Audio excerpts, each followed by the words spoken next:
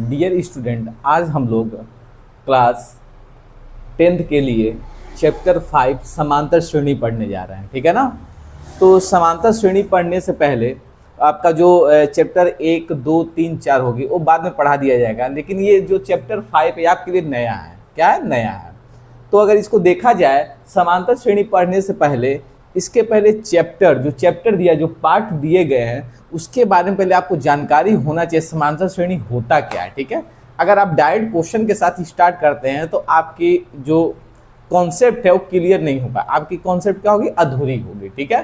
तो इसीलिए हम लोग क्या करते हैं कि कभी भी कोई भी चैप्टर पढ़ने से पहले हम क्या पढ़ते हैं? पहले टॉपिक को पढ़ा जाता है। टॉपिक कह क्या रहा है, क्या है, चैप्टर किस तरीके से बनाया गया है, किस लिए बनाया गया है, और हमारे जीवन में क्या उपयोग है, उसका उपयोग भी मतलब जानना जरूरी है कि ये चैप्टर हमारे जीवन में किस तरीके से उपयोग किया होगा, ठीक है।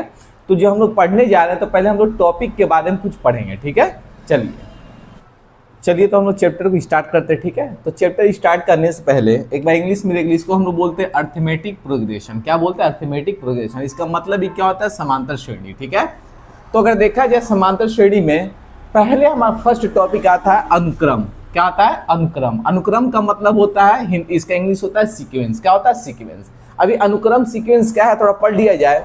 लिखा हुआ है संख्याओं का समूह जिसमें निश्चित क्रम में रखा गया हो, यानी संख्याओं का समूह जिसको निश्चित क्रम में रखा गया। एक संख्याओं का समूह है, एक निश्चित क्रम में रखा गया है, ठीक है। अब निश्चित क्रम कहने का मतलब है कि वो आरोही में हो सकता है, अवरोही में हो सकता है ना। 2 का गुणज हो सकता है, 4 का गुणज हो सकता है ना, या 4/2 हो सकता है, 8/2 हो सकता है। तो कहने का मतलब है कि एक संख्याओं का समूह होगा जिसमें एक निश्चित क्रम होगा। निश्चित क्रम जैसे देखो उदाहरण में हम लोग देख लेते हैं, जैसे संख्याएं लिखा हुआ 1, 10, 12, 16 और क्या 100। इस तरीके से क्रम आपका चलते रह रहा है, ठीक है ना। लेकिन हम लोग देखेंगे 1 से बड़ा कौन हो गया? 10, 10 से बड़ा कौन हो गया? 12, 12 से बड़ा कौन है? 16, 16 से बड़ा कौन है? 100। तो हम लोग समझ गए ये किसमें छोटे से लेकर बड़ा है। क्या है? छोटे से लेकर बड़ा, मतलब smallest to largest. Smallest to क्या? लार्जेस्ट। तो हम इसको कहेंगे, क्या बोलेंगे? ये आरोही क्रम में है। किसमें है? आरोही क्रम में है। किसमें है? ये आरोही क्रम में है। तो एक निश्चित क्रम में बना हुआ है, वही बोला गया। अनुक्रम का मतलब होता है कि निश्चित क्रम। क्रम का मतलब होता है एक क्रम लिखा हुआ है, अनुक्रम का मतलब होता है कि निश्चित क्रम में संख्याओं को रखा जाता है, ठीक है। उसमें डिफरेंस से कोई मतलब नहीं, इसमें अंतर क्या आएगा उससे कोई मतलब नहीं है। हमको आरोही देखना है, अवरोही देख लेना है, ठीक है। और भी सारे डिवाइड करके भाग करके देखना है, 4 से गुना है उसको देख लेना है। चलिए उदाहरण सेकंड में देखा जाता है कि बोला गया है 3, 6, 9, 12। 3, 6, 9, 12। देखिए ये किसमें है? 3 से बड़ा कौन हो गया? 6, 6 से बड़ा कौन हो गया? 9, 9 से बड़ा कौन हो गया? 12। ये तो आरोही में तो है, लेकिन एक और चीज आरोही क्रम में तो है। किसमें है? आरोही क्रम में तो है, लेकिन अंतर सब में कितना है? अंतर का मतलब होता है दोनों में अंतर कितना। 3 के बाद कौन आ गया? 6 आ गया। कितना का अंतर है? 3 का। फिर 6 के बाद कौन आ गया? 9, 9 के बाद अंतर कितना आ रहा? 3 का। किसमें? आरोही क्रम में। ये संख्या को देख लेते हैं। ये संख्या क्या लिखा हुआ है? 1, 4, 16, 64। 1, 4, 16, 64। ये क्या है? 1 से बड़ा है, 4 से बड़ा है,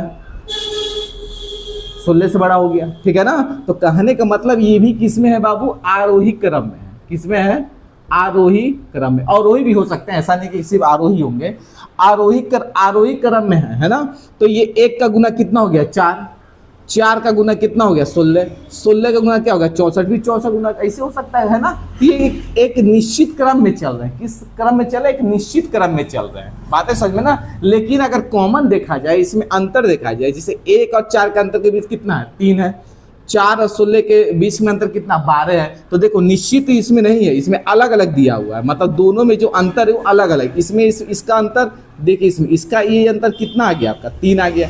इसमें कितना का अंतर आ गया आपका? 12 का अंतर आ गया, ठीक है। तो अंतर देखो इसमें किसी में इसमें अनुक्रम में क्या होता है कि आपका अंतर एक जैसा भी हो सकता है या तो अलग अलग हो सकता है, लेकिन एक व्यवस्थित क्रम में होना चाहिए, ठीक है। व्यवस्थित क्रम कहने का मतलब है कि आरोही में हो सकता है, या तो अवरोही में हो सकता है ना, जैसे 1 है, 10 है, 12, 16, तो ये अलग अलग है, ये आरोही क्रम है। जैसे 1 और 10, तो 10 और 1 के बीच का अंतर कितना, 9 का है। 10 और 12 का अंतर कितना, 2 का। तो अंतर सेम नहीं होता, इसमें अंतर सेम भी हो सकता है, नहीं भी हो सकता है ना। बस क्या आपको याद रखना है, एक निश्चित क्रम में होना चाहिए, ठीक है। चलिए आगे हम लोग बढ़ते, अनुक्रम समझ में आ गया बात, ठीक है ना। ये समांतर श्रेणी का पहला क्रम। चलिए ठीक है, तो हम लोग क्या अनुक्रम समझ में आ गया, ठीक है ना। इसमें अंतर हो भी सकता है, इसमें अंतर नहीं भी हो सकता है, ठीक है। अब चलते हैं श्रेणी में। तो यानी यहाँ लिखा है अर्थमेटिक क्या, प्रोग्रेशन, है ना। प्रोग्रेशन का मतलब हुआ, अब यहाँ श्रेणी, श्रेणी देखिए कैसा होता है, पहले ध्यान से सुन लीजिएगा। श्रेणी हम लोग किसे कहते हैं, ऐसा अनुक्रम जिसमें पदों को विशेष नियम के अंतर्गत व्यवस्थित हो, है ना, यानी व्यवस्थित रखा जाए विशेष नियम के अनुसार। यहाँ क्या था वो निश्चित, लेकिन यहाँ पे विशेष नियम होना चाहिए। अगर पहले वाले का नियम सेम है तो दूसरे वाले के लिए भी नियम सेम होना चाहिए, तीसरे वाले के लिए भी नियम सेम होना चाहिए, चौथे वाले के नियम सेम। अगर 90 है, 100 है, 100 वाले के नियम भी वही होना चाहिए, ठीक है ना। यानी श्रेणी का मतलब होता है कि एक ऐसी संख्या को हम लोग व्यवस्थित करेंगे जिसमें एक विशेष नियम होगा, और विशेष नियम किसके, सबके लिए बराबर होगा। किसके लिए होगा, सबके लिए विशेष नियम बराबर होगा, है ना। एवरी नंबर, क्या, एवरी नंबर, है ना। चलिए जैसे हम लोग देखते हैं, अगर इसमें अनुक्रम है, अनुक्रम क्या दिया है, 5, 7, 9 और 11, क्या दिया है, 5, 7, 9 और क्या 11। ये बाबू किस में है, अवरोही में है, किस में है, अवरोही में है। लेकिन आप देखिए 5 के बाद क्या आ गया, मतलब 5 के बाद क्या आ गया, 7, कितना का अंतर हो गया, 2। 7 के बाद कितना आ गया, 9, कितना का अंतर, 2।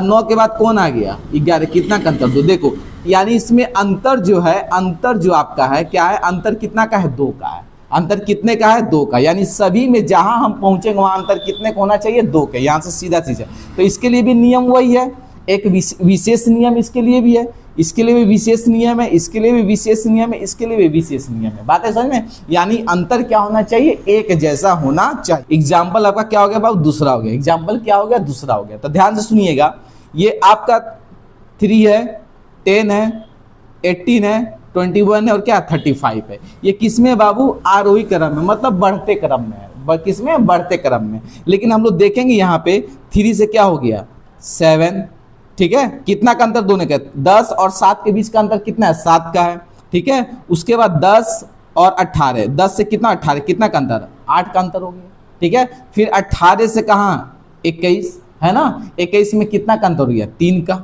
ठीक है। फिर 21 से कितना हो गया, 35। 21 से कितना हो गया, 35, 14 का। कितने का अंतर हो गया, 14 का अंतर हो गया, ठीक है। तो ये क्या कहेंगे, इसको हम लोग अनुक्रम ही रखेंगे। क्या रखें, आरोही में तो है, लेकिन किसमें, ये अनुक्रम में है। अनुक्रम में, इसको श्रेणी में हम लोग नहीं ले सकते। श्रेणी में क्या कर सकते हैं, इसको हम लोग नहीं ले सकते हैं। इसलिए नहीं ले सकते हैं क्योंकि श्रेणी में बोला गया था कि सभी पदों का एक विशेष नियम के साथ व्यवस्थित होना चाहिए, कि विशेष नियम का। लेकिन ये तो नियम तोड़ दे रहा है बाबू, ये तो आरोही में है, लेकिन इसमें जो डिफरेंस है, मतलब जो अंतर है, वो अंतर सेम नहीं है। जब अंतर सेम नहीं होगा तो श्रेणी में नहीं होगा। यानी अनुक्रम में हो सकता है लेकिन श्रेणी में नहीं हो सकता है। बात है समझ में ना, ठीक है। इसी प्रकार देखिएगा लिखा हुआ है, सभी श्रेणियां जो हैं अनुक्रम होती हैं। सभी जो श्रेणियां जो आती हैं वो अनुक्रम होती है, परंतु सभी जो अनुक्रम में श्रेणी नहीं होती है। बताओ कैसे, ठीक है। क्योंकि अगर हम लोग इसको देखेंगे, अगर इस वाले संख्या को देखेंगे, इस वाले संख्या को देखेंगे, तो सब में अंतर क्या है बाबू, सब में अंतर क्या है, एक जैसा है, 3 का अंतर है। तो हम इसको श्रेणी में ला सकते हैं, श्रेणी में क्या कर सकते हैं, ला सकते हैं। यानी ये जो अनुक्रम है ये श्रेणी में आ सकता है, ठीक है ना। लेकिन बताओ ये तो अनुक्रम है, आरोही में भी है, लेकिन अंतर क्या है, अलग अलग। तो इसको हम श्रेणी में नहीं ला सकते, इसको श्रेणी में नहीं ला सकते। इसीलिए ये नोट में बोला गया है कि सभी भी, कितने भी श्रेणियां, जितने भी श्रेणी हम लोग लिखेंगे वो अनुक्रम हो सकते हैं, लेकिन सभी जो अनुक्रम है वो श्रेणी नहीं हो सकते हैं, ठीक है। जैसे एग्जाम्पल के तौर पे मैं बता रहा हूँ, जिस तरीका से, जैसे मान लीजिए यहाँ 2 हो गया, 4 हो गया, 6, 8, 10, ये आपका श्रेणी तो है ना। श्रेणी किस लिए, थोड़ा ध्यान से देखिए। सब में अंतर कितने का है, 2 का है। सब में अंतर कितने का है, 2 है, 2 है, 2 है। सब में अंतर कितने का है, 2 का है, ठीक है। तो ये अनुक्रम में भी आ सकता है, ठीक है। एक और संख्या लिख सकते हैं हम लोग, मान लो 2 है, 4 है, 8 है, 10 है, हो गया ना, 12 ऐसे चल रहा है। तो 2 के बाद कितना गया, 4, 2 का अंतर, फिर 4 के बाद कितना आ गया, 8, ये 4 का अंतर, कहाँ गड़बड़ हो गया ना, यहाँ फिर कितना 2 का अंतर, ये गड़बड़ हो गया यहाँ पे, यहाँ कितना अंतर आ गया, 2 का अंतर आ गया, यहाँ पे 4 का अंतर आ गया। जब 4 का अंतर यहाँ पे आ गया है तो ये क्या होगा, श्रेणी में आपका नहीं होगा, श्रेणी में नहीं होगा, लेकिन अनुक्रम में होगा, क्योंकि ये आरोही में लगा हुआ है। किस में लगा हुआ है, आरोही क्रम में लगा हुआ है, ठीक है ना। तो याद रखिएगा, श्रेणी हम लोग उसी को कहेंगे जिसमें एक नियम के साथ, है ना, कि नियम के साथ जो अंतर होगा एक जैसा होगा। लेकिन अनुक्रम में क्या है, आरोही में हो या अवरोही में हो, आरोही में हो या अवरोही में, यानी असेंडिंग में हो या डिसेंडिंग में हो, तो उसमें अंतर से कोई मतलब नहीं है, अंतर से कोई मतलब नहीं है कि एक का अंतर 5 है, दूसरे का अंतर 10 है, उसके बाद अंतर 15 है, तो उससे कोई फर्क नहीं है, ठीक है ना। लेकिन श्रेणी में ये होता है कि अंतर एक जैसा होना चाहिए, ठीक है। तो चलिए, ये आपका ये पहला टॉपिक था, ये याद रखिए कि अनुक्रम में एक निश्चित क्रम होता है और वही होता है, लेकिन अंतर का कोई इसमें मामला नहीं है, ठीक है। लेकिन श्रेणी में क्या होता है, अंतर आपका मेन होता है, अंतर सही है तो श्रेणी में आएगा, अंतर नहीं आ रहा है तो मतलब श्रेणी में नहीं आएगा, ठीक है। चलिए, यहाँ तक पहला आपका ये टॉपिक रहा, कुछ टॉपिक बाकी है, कल पढ़ा दिया जाएगा, ठीक है। Thank you.